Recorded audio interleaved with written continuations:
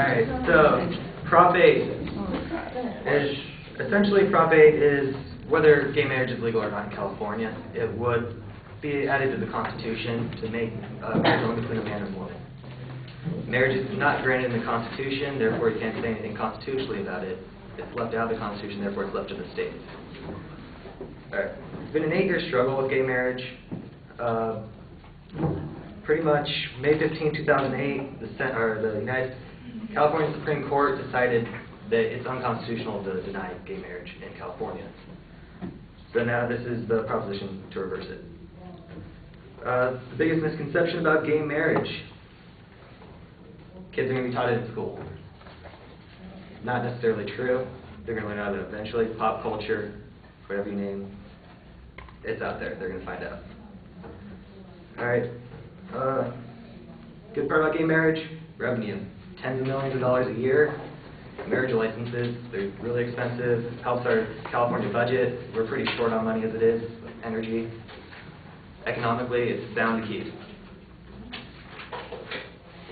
Williams Institute projects about 70% of the marriage licenses sold in a 6-month span was gay marriage. So $10 million in 6 months. Full year, roughly $20 million, $30 million, give or take. It helps. It'll help cut taxes too. We'd probably end up raising taxes by cutting gay marriage. Speakers of the House: Nancy Pelosi, really famous Republican. California State Senators Dianne Feinstein, Barbara Boxer. Mayors from all the big major counties in California: Gavin Newsom from San Francisco, Antonio Zaragoza, Los Angeles, Jerry Sanders from San Diego. They all have huge gay communities and they all support gay marriage. Everyone knows San Francisco, one of the largest gay communities in the nation. Los Angeles is third.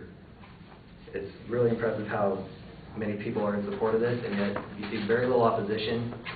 The main part of that opposition is from out of state, from a program called ProtectingMarriage.com. I believe they're based in Nebraska. So, also in support of this, all the major publications: LA Times, Orange County Register, San Francisco Chronicle. They oppose gay marriage. They have constant articles flowing through them on a daily basis, giving you updates, polls. One of the most interesting polls was from, I believe it was called the Bean, or San Jose Mercury News.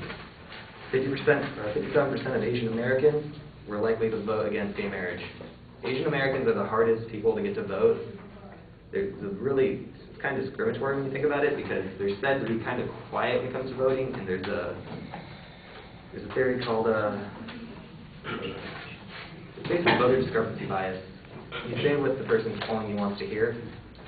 This is where everyone who says it's not going to pass comes into play, saying that, all right, since you're asking me, do I oppose gay marriage or do I support it? I support it because you want that to come from me, or I deny it because you're coming off in that tone that you don't want to hear about it.